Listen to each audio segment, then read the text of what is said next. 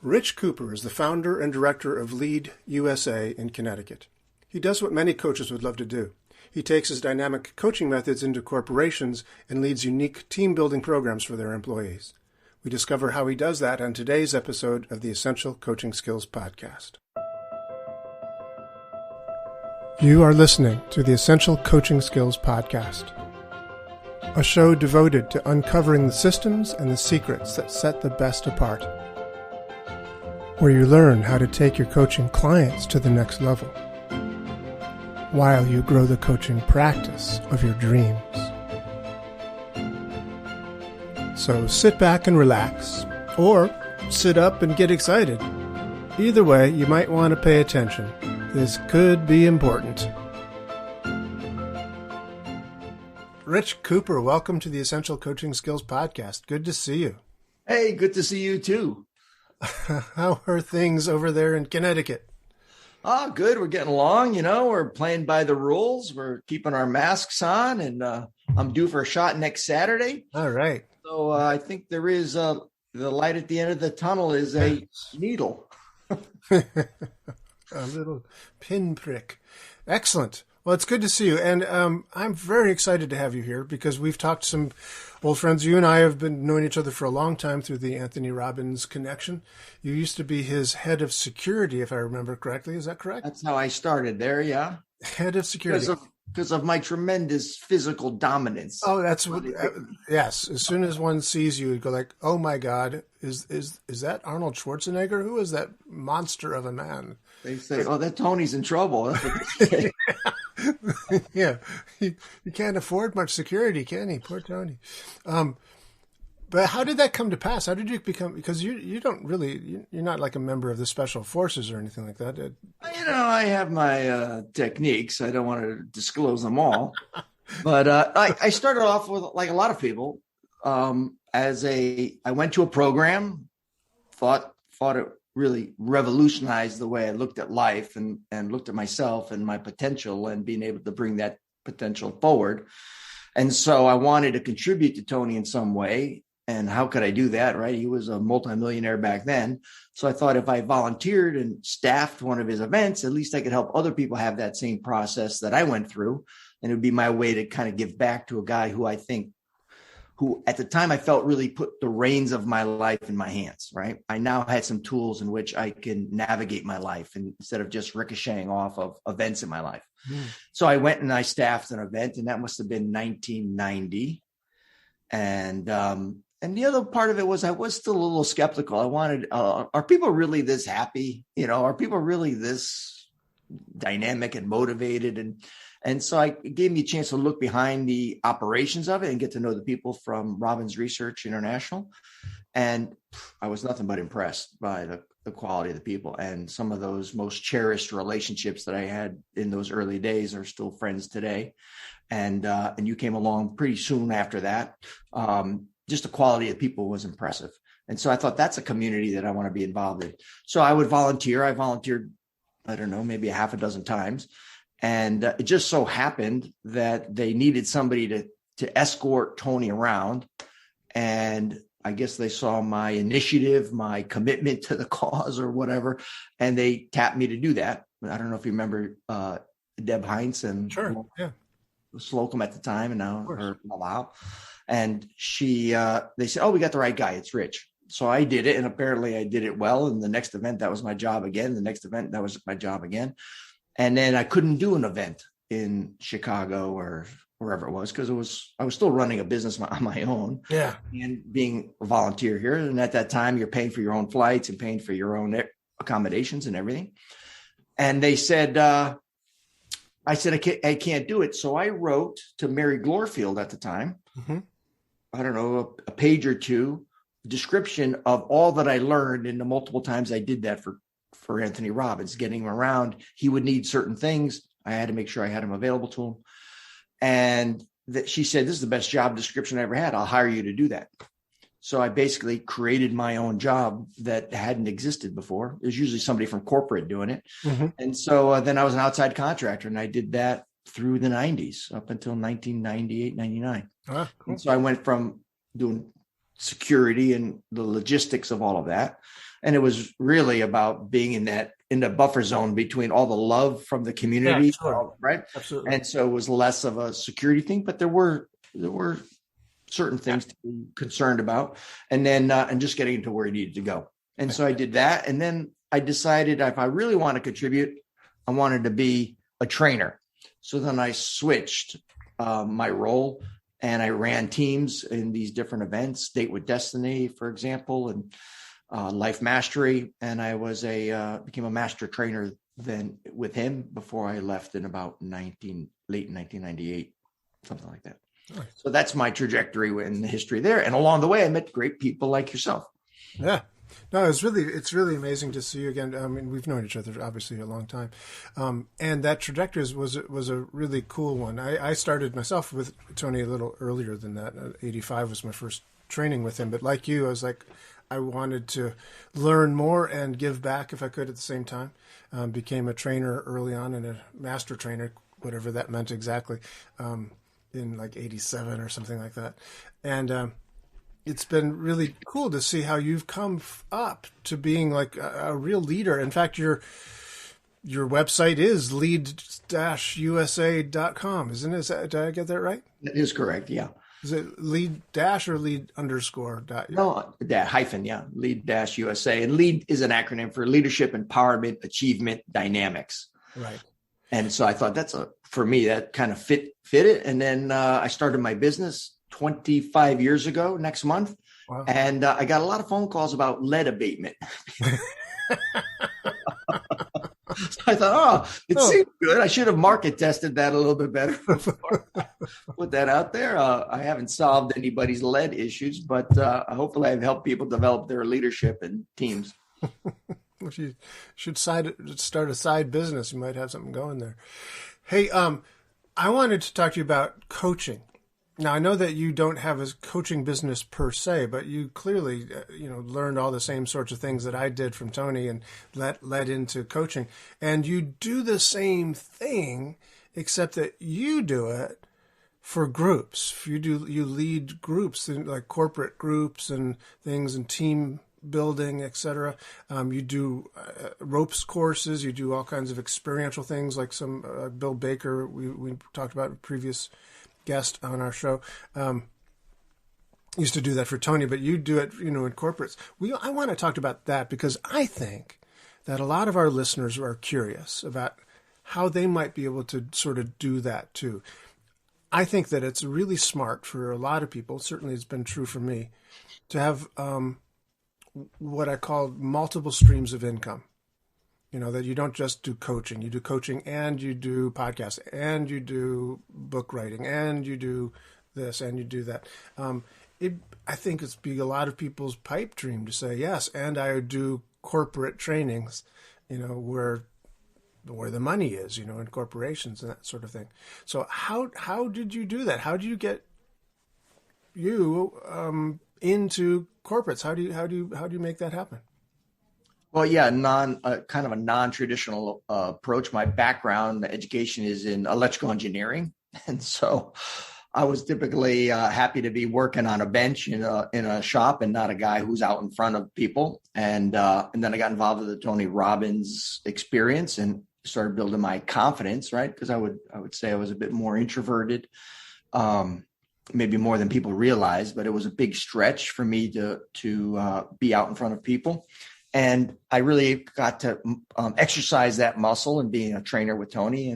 And he was just starting the whole training phenomenon, right? I was one of the first members of what they called the MUST team, which was, I forget what the acronym was, but the T was trainer, something in there, right? And we would basically phone coach people who, after the event, we would stay in the city for a couple of weeks and phone coach people who are participants after the event, because you have the event, but you want to make sure it gets integrated, right? You had all this learning and it's like drinking from a fire hose. There's so much information. Sure. So we would stay in the city and people who wanted it would be coached. And so I was one of those folks. So that's how I got my initial start in this idea of coaching. And then I decided to do something on my own. Do I do a public events like Anthony Robbins and sell seats to share what I had learned? And I thought that's kind of a tough road. But I also learned the power of the experience from those days, right? The classic firewalk, right? The emotion is what makes the learning stick. So I thought I could take that knowledge and create corporate learning programs that were super engaging. Right? And ropes course would be one of them. I had contracts with schooners and in Long Island Sound and in San Francisco Bay, where you take people on gaff-masted schooners, the old sailing ships. You put 40 people on there and have to navigate from one place to another. Cool. So, I mean, I think it was Plato that said all learning has an emotional base. That's 2,000 years ago, right? Plato, all learning has an emotional base. So how do you take the typical boring corporate training and emotionalize it so that that learning sticks, right? And it becomes resident, metabolized with that learner. And then it could be applied, right? Because it's within, right? It's not like, a wisp of a thought that's not available when you need it. So I created a whole series of programs, inside, because living in Connecticut, it's tough to get people on a gaff-masted schooner in February on Long Island Sound. So those first couple of years, I was having a hard time paying the mortgage in those winter months. So I had to develop and adapt. And like everything else, everybody's had to adapt. And with the COVID, right, I had to realize what worked and when. And so I had some inside workshops, outside workshops. And that's how I started. I also realized that who has the money? Corporations have money. So it's kind of like John Dillinger or whatever. Why do you rob banks? Bonnie and Clyde, because that's where the money is, right? Okay. And so I thought, well, let me take what I did and shape it, because a lot of what Tony's work is self-leadership, right? And so I just took that. Before you could lead others, you need to be able to lead yourself. So that was kind of my entry point into corporate learning. And a lot of people weren't doing what I did. So I had quite a unique niche initially. And I liked working with groups and having an impact. I figured life is short. It's a lot shorter than we think it is, And so instead of working one-on-one as a coach, which I think is highly valuable, and you can go maybe far deeper than I could with a group of 40 people, but what was compelling for me was to touch as many people as I could in the time that I had. And so that's how corporations had a need. I could bring something very unique and have a high impact and touch a lot of people in a positive way. So that was my decision, and that's how I started my business.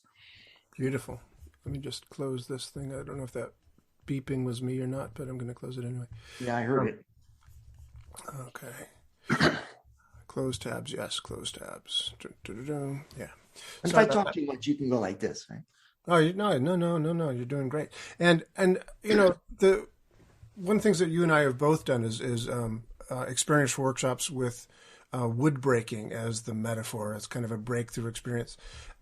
Interesting fact here. I was among the people that taught that to Tony Robbins many years ago. He was in New York City, and there was a chiropractor. Gosh, in all fairness, I should totally remember this name, because he was the guy that actually brought it. I had a photograph of me breaking wood with this gentleman. That was a long time ago.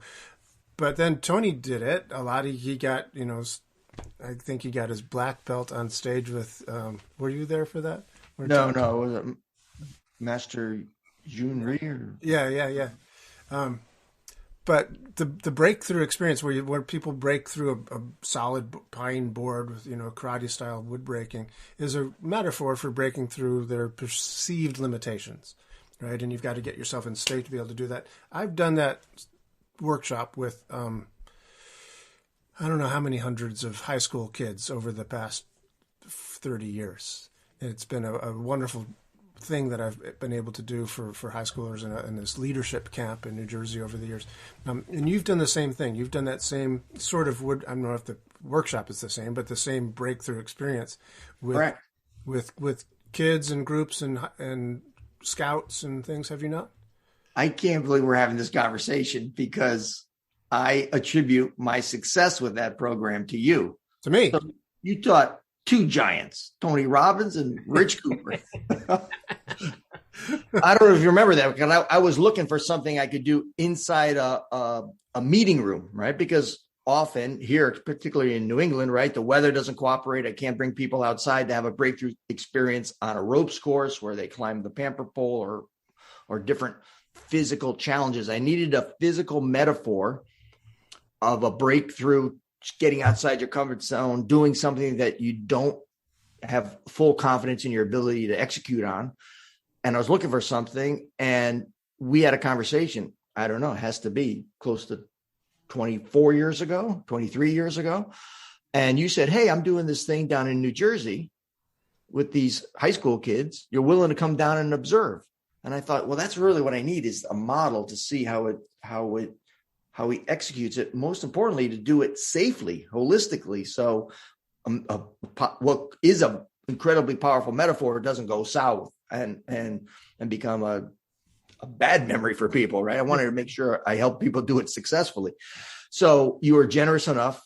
I drove from Connecticut all the way down to New Jersey. I remember it was like a 2-hour drive or 2.5-hour drive to get to wherever that was. I sat in, I watched you do your thing. And that's what gave me the certainty that I needed to bring that to corporate America. So I actually came back and I taught my mom, who was 67 or something at the time, and she's about 4.5 feet tall, right? And I used your technique. I had my mom break it. And I figure if I can get my mom at 67 to break a board, then I can do it, right? So that gave me the confidence and certainty to do it. So you were my model for that, my friend. Wow. And I will. I don't know if it's attributed. No commissions will be paid. I just let you know. Just let me know.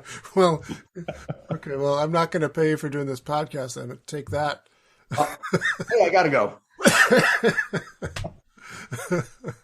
I don't know if I contribute to my age, but I can tell you that I don't remember you coming to one of those things. But that's great. That's a really great story. Thank you for reminding me of that. Well, thank you. Oh, it's awesome. Because that's one of the things, it's so good to be able to give back, and it's so good to be able to help people like this. And that's one of the things, like you said, coaching is great. I love what I do. I love coaching. I do. I love what I do. And it's also great to be able to do this with a group of people, where you're doing, 100 people at a time. Let's just say as a number, throwing it out there. It might be more, it might be less, but, a lot more than 2. It's pretty awesome to have this kind of ability to take it to scale the scalability of the experience, where you can really take coaching skills and create a program that you can do in a group situation like that. But yeah, well, the whole idea of scaling, right? Mm-hmm. It is a bit of a challenge to then. How do you get, when you have a certain, I would say artistry, to be able to deliver a very dynamic program like that? Because it's not PowerPoint slide driven, right? You're really it's almost like a little bit of a performance art. The challenge that I found in my business is, how do you train someone to deliver it kind of with the same thing? If I build a PowerPoint deck, and these are the 12 points I want you to get out of these 25 slides, you can replicate that pretty easy, right? But when it's a little bit more dynamic and activity based, it's a little bit more of a challenge. But what I do like about the coaching community, the facilitator community, the learning and development community, is it's very generous, right? We're all helping each other. It is a tough kind of a business, right? To be out in front and lead other people through learning and helping it be engaging. But you learn a little bit from everybody. You pick up a little tip. Oh, I like that opening. Oh, I like the way he asked or framed that question. Mm-hmm. I like how he elicited the answers from people, right? Because if you're one-on-one coaching, or if you're coaching with facilitating a group like I have done, right? When people solve the problems on their own, and this is proven by neuroscience, their brains light up. If you give them the problem, nothing happens neurologically. Right. A functional MRI, if you're looking, right? If you give them the answer, nothing happens, right? But their brains will light up when they have that aha on their own. Yeah. And we're a neurochemical machine, right? When you have a new insight, there is chemicals passing down the neurons communicate through chemicals, right? And right down to an ion size. Right? So we're talking, it's a quantum machine. It's a quantum environment is your brain, right? Yeah. When you have that insight, now all of a sudden you are shaping at a quantum level. The brain is plastic and it's able to now adapt in your building, and you do it again, and all of a sudden you get a little neural density, and now you're changing the neural connections in someone's brain, right? And it could be about their beliefs about themselves or how I communicate in a group or whatever the particular thing is. But coaching one-on-one or coaching in a group, it's creating the environment where they have the insights on their own. Yeah. And it's, you're right. The sharing that you see with other people. I mean, I'd forgotten that I showed you how to do it, but because I learned so much from watching you do it once in a corporate level. And I got even more, if I dare say this, from Deborah Russell, watching Deborah Russell do some breakthrough experiences I think at a hospital in Queens or something. She was generous enough to let me watch her do it. And she was fantastic in these group trainings. And, she's nowhere near as old as your mother, but she's like 4'2" or something like that. She's tiny. Remember Deborah? But man, she was dynamic on stage, and she led this whole group of people through breaking through.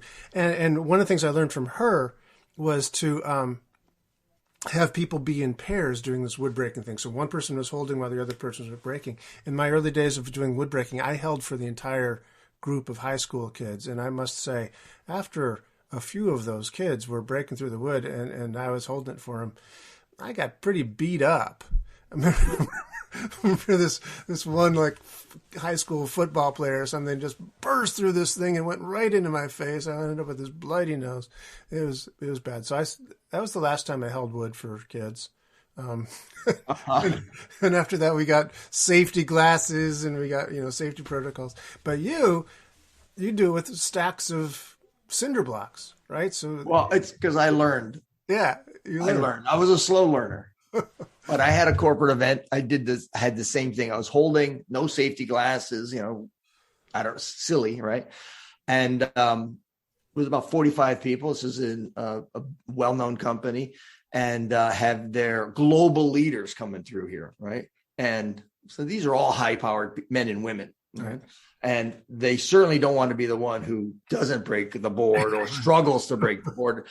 The one thing the guarantee I would make is everybody will get through, right? Yeah. Some people need a little bit more coaching than others. So there's never a failure here, right? Right. You may not get on the first or second try, which is a perfect metaphor for life, because exactly. We don't get what we want always first try, right? I know. We have to have that. It builds that resilience, You don't want the CEO to be doing that. Right, but you don't want the CEO to be going through that learning process in front of his right, and nobody wants to be the one who struggles in front of the CEO either. So there you go, came in, and this one person breaks the board, and the center breaks out, and hits me right below the eye and cuts me open, right, and I'm bleeding now, right, and they're like, "Oh my!" Everybody's mortified. I go, "Come on, let's go!" I'm all fired up, This is just a little flesh wound, And then 2-3 other people come through, boom, catches me right on my upper lip, right? So on the other side of my face. So I got blood coming from this side, one blood coming from there. And people are like, now he's got to stop. I go, come on. We got 8 more people left or 12 more people left. And we get everybody through the group, and I'm still facilitating. I have tissues. I'm holding on to my face. This is a true story, right? And people loved it, man. It was just like, they must have thought I was a nut, and maybe I was operating that way, but I was not going to let anything stop the program, right? Man, this train is on the track and it is rolling, right? And so we get everybody through, and then the head of learning and development and I, who was a big fan, and we circle up afterwards. He's now long retired, a great guy. And he would just sit in the back and just shake his head at me, laughing, right? And I go, hey, how many other outside, facilitators do you bring in who actually give blood for you and your team? So then I got safety glasses, and I hold it a little bit lower. So if the board does break, it hits me in the chest. You also have those nice stacks of cinder blocks too. So Oh yeah, and so I also use that technique when I have large groups. It helps facilitate goes through quicker. Yeah. And high school kids have way too much energy. I also do some kind of work with like a boys' school, a Catholic boys' school. Mm-hmm. And there's a lot of testosterone there at 17, 18 years old. Usually it's the senior classes before they move on to college. And it's quite dangerous. So I started to, and my wrists, I don't think will ever be the same from all those mishits. But, live and learn and, take the hits. But the thing about this is, just for people who are wondering what the heck we're talking about, is like Ericksonian hypnosis. Erickson used hypnosis because when you put someone into a trance and you give them an experience in trance, it's meaningful because it's almost as good as actually having been there, right? If you close your eyes and imagine yourself walking on the beach, and I can do a good job of painting the picture for you and bringing the sounds of the waves, and you really put yourself there, you can feel yourself walking on the beach, and it's like, really nice. But what's even better is actually being at a beach, actually going to Hawaii or whatever, and actually smelling that sweet air and listening to the waves and feeling, the sand. Experiences is one step up from that, metaphoric experience. So when you create the experience, create the metaphoric experience that you want to have people do, a breakthrough with wood, or, figuring out how to sail this ship from one place to another without dying or capsizing or whatever. They have to have a visceral human experience that they will never forget. They will never forget this thing. Walking across hot burning coals, Tony Robbins. They will never forget that thing. Right? For sure. Pardon the expression with the firewalk, but it gets burned into their memory. Bada boom. Yeah. Thank you very much. I'm here all week. But it gets registered. They will never forget this thing. And it's like you said, it lights up the brain because they have to figure it out themselves. But it's like a story. Stories get remembered. Facts and figures, maybe in one ear at the other. But stories get remembered. These are stories. These are human. I did this story. I did this experience. I did this event. And it's powerful. How do you do that, Rich? How do you create these kind of programs? How did you like the thing with boats? I mean, where did that come from? How did you create this as an experience? Let me just take a step back and add to what you had just said. Okay. The brain loves novelty. When it sees something it hasn't seen before, experience something, then now that's where the real learning happens, right? So when all of a sudden there's a new connection, people see things from a different perspective they hadn't seen before, bang, the brain lights up. So novelty is the key, right? So when you can come at something like, I don't tell people get ready because next Tuesday you're going to break wood, right? And maybe you don't share that with the right people. Show up, they think it's a corporate learning event. They're getting ready to learn whatever. They're thinking a slide deck from some guy, and all of a sudden, 3/4 of the way through the program, I pull back a black sheet that's been sitting in front of the room the whole time. And there's a stack of wood there that they need, boards that they need to break through. These are 1-inch thick piece of wood for the people who haven't had that experience. They're pine boards. And so it is a challenge. And all of a sudden the brain goes, oh my God, he's going to do it. He's not going to ask me to do it. Oh yeah, I'm asking you to do it. Oh, I don't know if I can do it. Well, all of that uncertainty, all of the novelty of it. I've seen kids do it at karate class. My son did it or my daughter, but I'm not going to do it. Oh yeah, you are. Right. And then it's that stretch outside the comfort zone. So the novelty of it combined with the emotions, the storm of emotions that come with faced with something that you didn't anticipate, right? The shock of that is what makes all of that come together. Yeah. And so to say, how did I come up with these things? What I do with my clients is we have a meeting, a needs analysis. We have a conversation about what do those teams or the leaders of that organization need to be successful? How do we align the business objectives and needs with the skill development that these leaders or teams need? And let's say during that conversation, we land on the concept of resilience. It's a very dynamic, disruptive business environment. The pace of change is very steep, and these leaders need to be able to demonstrate resilience. have it for themselves, demonstrate it to their teams, and be able to develop that resilience, model that resilience for their teams. So that's resilience is what we were going for. And now if I think about the traditional classroom setting that we've all been familiar with since we were in kindergarten, right? You walk into a room, there's a bunch of chairs laid out at tables. Maybe there's a pitcher of water and a glass, a cup of mints, a notepad with a logoed pen on there from the consultant, right? And you're going to be sitting and listening to PowerPoint slides. Now, that's an environment that is so stale, so known, it will demand zero resilience out of these people. And our job, our task, our mission in learning and development is to shift those behaviors, to shift the behavior of leaders or teams to something that is more productive and aligns with the business objectives. So I'm not going to be able to get at them not just understanding, but knowing resilience through that traditional environment. I need to put my experienced designer hat on and come up with something that will push them outside their comfort zone, something that will get them to actually demonstrate resilience. So then we can discuss it as a group of really smart people in a room. What did that feel like? How do I have more of it? What were the roadblocks to achieving it, etc.? And so with all of that in the mix, I come up with, for example, the design for the Street Smart Leadership Challenge.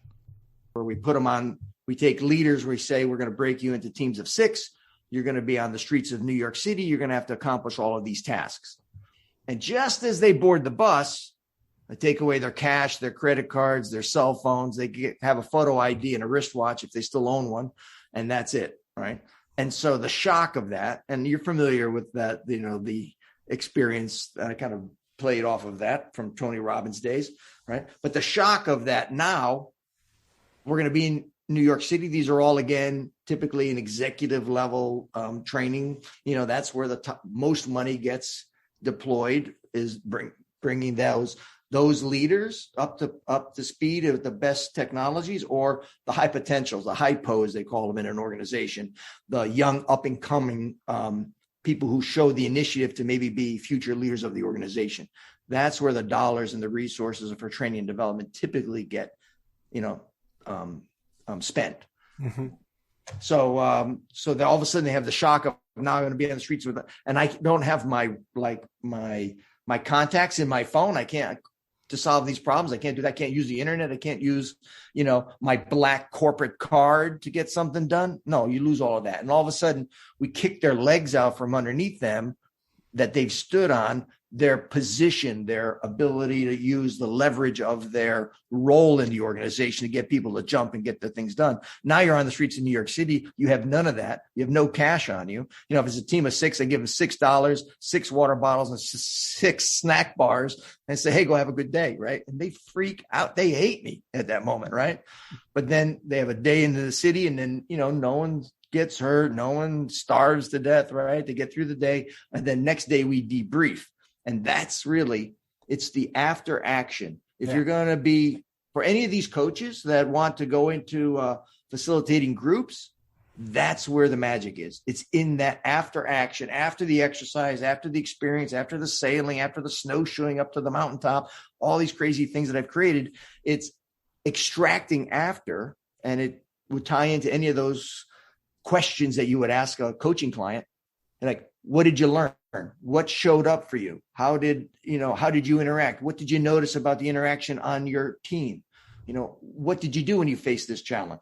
Mm-hmm. And that's where the gold is. And how does that? And that's what I get paid for, that piece. Right? Well, let's talk more. Let's talk more about that, because that is actually, you're absolutely right. That's where the magic happens. That's where the gold is. That's what you get paid for, and that's where they learn the most. So let's talk about that.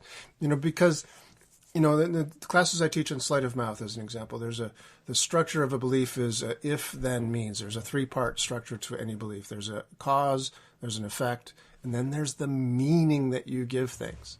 And as Tony Robbins taught both of us, nothing has any meaning except for the meaning that you give it. And so one person might, have an experience and go, yeah, I broke through the wood really fast. That was easy. That means I'm just a stud. That's cool. I'm always that way. And it's basically a non-learning. right? And a person who struggles mightily to get through the wood, they go, like, I'm a failure. It's like, well, is that what it means? Or does it mean that you really persevered there and got through that? And look what you did. You might have had to, stomp through it with your foot, but you got through it, didn't you? So what does that really mean about what you're capable of? So you frame things by asking good questions and get them to extract the meaning from that. So tell us more about how you do that, because that's really interesting to me. That's really interesting how you go about, asking those questions in a group setting. Let's take the example that you just gave us of getting a bunch of corporate, what'd you call those? High potential leaders. Yeah. Yeah. When the bus arrives from Connecticut in New York, say, okay, here we are. And now everybody give me your wallets, your phones, and we'll see you like at Grand Central at 6. Okay. Bye now. How do you debrief them the next day? How's that work? So the best thing is that the learning doesn't come from the front of the room, meaning me, the guy speaking in front of the room, right? Right. Like we spoke about earlier, when they come to their own understanding, when they reveal to themselves that, they solve their own problems, they make their own connections, boom. Now they own it because they say it, right? If I say it, they're going to doubt it. Who is this guy? He doesn't know my life. He doesn't know my situations. But when they say it, they own it 100%, right? Mm-hmm. The belief is 100% when they say it. And that's why it's really important to be aware of what you say to yourself, right? Because we are our most believable coaches. It's the truth, right? Yeah. So get up in the morning. I have a coach every morning. I get up in the morning and I look into the mirror and I have a conversation with myself about my day coming, who I am, what I'm about, what I stand for, right? I look into my own eyeballs. I coach myself. And I think it's good to have an external coach, but we believe ourselves, right? So to go back to your point, for example, in this New York City example, I would give them all cameras to document their accomplishments, right? The old style cameras, yeah, using phone, right? So then they would have to get credit, right? I would hire a team of facilitators that would run with each team, and they would document and make observations, and we would videotape it. So there were multiple levels of documentation, not so much that people were cheap, but just so we would have a record of that. And then each one of those things had a dollar value, and whoever can generate the most revenue, whatever team could generate the most revenue by this kind of like a scavenger hunt, kind of minimizes it, but scavenger hunt built in there, would win at the end of the thing, because companies are driven for profit. That right? It aligned with kind of the business objectives. Who can drive the most revenue? One time I'm debriefing, right, and it's almost a facilitator's nightmare. So I think it was 6 teams in the room. So we had scores for 4 out of the 6 or 5 out of the 6 teams, and one team goes, "Hey, we didn't get any credit for any of the points because the camera you gave us was a piece of junk. It couldn't get it to work. We took our $6 and bought batteries and it still didn't work." And I'm like, in my head, I'm like, man, I check out. I'm like, I can be very detail oriented when necessary. And I would check out every piece of equipment. I'd make sure the SD cards were clear. I did all this stuff. And in my head, I'm in front of the room now in front of 45, 50 people, right? And I'm processing this as I'm facilitating, thinking, man, I can't believe that camera broke, right? And I'm about to answer that, like apologize for the camera not working or this or that. And another team puts their hand up and they go, "We had the same problem." And I'm thinking, a second camera? I mean, because I buy things in lots. I've got a bunch of junk or something. What happened here, right? And the other team goes, "Yeah, we realize that the camera doesn't work, but all we really need in that camera is the SD card." Because in New York City, everybody's got cameras. Everybody's taking pictures. This is a few years ago before phones are so common. So we just take the SD card out and we would go and ask people, "Hey, would you take a picture of us, but with our SD card instead of yours?" And people would go, "Yeah." So they just asked and they would swap out, and they had all the documentation on their SD card, even though the camera didn't work. right? So here's two teams face the same obstacle. One team pointed their fingers at me and said, you failed us. You didn't do this. You gave us crappy things, right? And the other team had the same issue, but they got creative and they said, all we really need is the SD card. And they got credit for everything, right? And so now as a facilitator, I just sat back and said, it's never resources, it's resourcefulness that makes the difference, right? And then like the learning that happened in that group that were pissing and moaning about the fact that they got gypped on their camera, right? It just broke their sense of possibility. I didn't do it. I created the environment, right? Mm-hmm. But now these executives are learning from each other in that debrief, right? And another thing is, well, how did the city respond to all these requests, right? Like people are busy in New York City. New York City has a reputation of being, gritty and tough. And if you can make it there, you can make it everywhere. The reality of it is people in New York City are very generous and very patient, very helpful, and from every nation on the world, right? And but the world reflects. Part of the debrief is it changed over time for them. If they went into the city, especially if they were from other countries or other parts of the United States that was not familiar and has this preconception of New York City, right? Like they got their asses. Can I say that on this podcast? They got their just did. So yeah, yes you can. Okay. Go ahead. I apologize if anyone took offense, but they had their heads handed to them that first half of the day until they adjusted their approach to people in this, right? And so what would come out of that debrief is the world is a reflection of how I show up to it, right? Yeah. My preconceptions of the world, right? So those who were familiar with New York City, loved New York City, thought New York City was the best city in the world. They had a very different experience in this thing initially than the people who were fearful of New York, right? Yeah.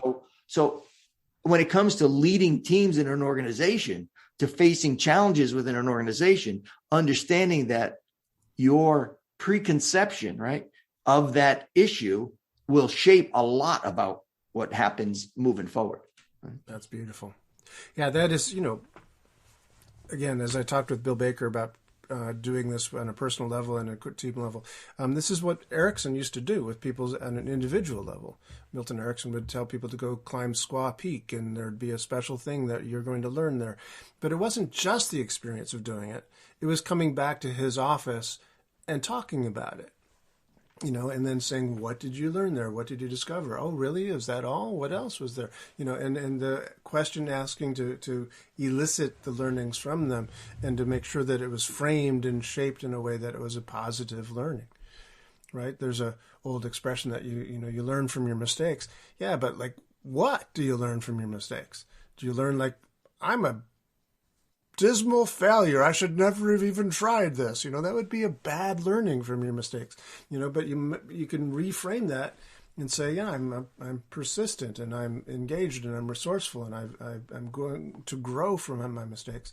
It's that growth period, that learning that we always get better. As you were saying earlier in the conversation, that things will be a failure and then you learn and you grow, and there's lessons that get taught each time you have that experience. You get better, you get stronger. Or maybe that wasn't in this. Maybe that was in one of your 90-second. I was listening to one of your 90-second nuggets. That's where I heard that. I'm sorry. What, Rich? I might not have mentioned that you do have this thing called 90-second nuggets. Could you tell us about your 90-second nuggets, Rich? Please? I'll be happy to. Can I go back? Because I want to close the loop on one thing, if I can. Okay. I'll take my hat off to you if you can. I'm sure there are a lot of loops there. Go ahead. No, the loop that I want is about the good fortune I had in my career. I do have now in my career is working with people that are, I'm facilitating super smart people, right? MBAs from the best business schools across the world, right? And when you get a group, so the difference between individual coaching and group coaching, because I want to keep it on that concept for, the people who are podcast listeners. the added value that or the added asset that I had is I had a group of anywhere between 20 and 50 super, super smart people in a room. My job was to create a challenge, a difficulty for them that would get them outside their comfort zone, push them to their limits mentally, emotionally, physically, right, to solve a problem. And then all I would do is ask a few questions. And because of the intelligence in the room, right, they were able to help each other extract meaning that would enable them to be better leaders, better team members moving forward. Yeah. So I didn't have to help them with their meaning. I just guided the conversation and they helped each other. And the beauty of that is when a group of people goes through an intense experience like that, it bonds them in ways that, your next door neighbor that you lived with for the last 15 years, you just wave to them when you take the trash cans out, right? They will then move through the organization and they have allies in different parts in finance and marketing and this and that they can always call on because they had such a shared intense experience. So that was another kind of like added benefit or side benefit. But when it comes to the extraction of the learning, they would help each other in that process in ways that were beyond me, to be quite frank. I didn't know what they needed to learn as well as what they knew. Right. So to go back to 90-second nuggets, the genesis of that. So I had the idea for delivering short little messages of great value 12 years ago. And I have a studio set up in my basement. I have a green screen. I've got a professional camera and sound and all of that stuff set up. And I would make videos and stuff for my clients. And I tried 12 years ago to create and create a 90-second thoughtful, high impact piece. And I failed miserably. I couldn't do it. I was like, you can't do this in less than 3 minutes or less than 4.5 minutes or what. I would be like, blah, blah, blah, blah, blah. And so I gave it up. But now with COVID, right, you got to be agile, you got to adapt. I had a lot of extra time because not a lot of people were pulling their corporate people together to do team building with Rich, right? So, and I had all this resources down my basement. So how can I redeploy that? So I sat and tried to then write something concise enough. And this was an exercise. I never considered myself a good writer, but this has been such a great discipline, is to be able to write an impactful, concise point in 90 seconds. And so then I would rehearse it, practice it. It'd be 2 minutes. Then I'd have to edit words. And I found out that, writing is a lot about eliminating excess words to get it on point. And so I created something called, and it's not easy. It's some of the hardest work I've done is to try to get that down to, but somehow it's fulfilling to me. If anybody's interested, you go to 90secondnuggets.com. I have the nugget vault there. And if you don't like them, you only invest 90 seconds of your life listening to them, but people seem to pull and extract some good value out of it. And it's not somebody as blabbering around as you're hearing me here on this podcast. It's just short and concise and something that might be just what you needed. And my hope is that there's so much doubt, uncertainty, the rise of suicide, the rise of people reaching to alcohol and drugs right now because of the stress and anxiety that we're living with in our society. I wanted to put something out there of value that might be an antidote. That you might just pull somebody back from the edge or just put a lift in someone's step throughout their day. So that was the point of that. They're free and they're available. And so they're really great, actually. They're really fun. And by the way, 90 is just the numbers 90secondnuggets.com. And yeah, they're fun. And you're right. I've been working with story form and telling stories, and I've got this book coming out hopefully soon called Storyteller's Handbook. I've taught these classes for years with Nick Kemp, with Stories from the Outside In, where we keep things down to 2 minutes or keep things down to 5 minutes. And it's amazing how much of storytelling is saying, I've got this thing that happened to me, but how do I get it down to 2 minutes? How do I get it down to this short thing? And it's a lot about leaving stuff out you don't need and finding out what is the point to this story and getting to that. It's an art of taking stuff out that it's not necessary, but you get to the point and it makes it just much better of a story, and your 90-second nuggets are just fantastic. Well, gosh, I could talk to you all day, obviously, but I think we've gotten close to the end of our time together here today, Rich Kuepper. Thank you so much for being here with us and sharing all of your knowledge and wisdom. It's been fantastic. Well, that went really quick, and yeah, I agree. I could speak to you for a long time, and I really appreciate the privilege of speaking with you and your audience. And I want to thank you for your contributions to me personally, and my career and my success, and you're a dear friend, and I wish you continued success as well. And maybe there'll be a chance for us to circle back up again. And hopefully soon we'll be able to sit outside and have a beer in the warm weather, free of any fear of infection. The light is at the end of the tunnel, and it's getting closer every day. Well, that's our show for today. Thank you so much for joining me. If you want any more information about today's show, please visit our website at www.essentialcoachingskills.com. Be sure to tune in again next week for our next episode and discover even more about the systems and the secrets that set the best apart.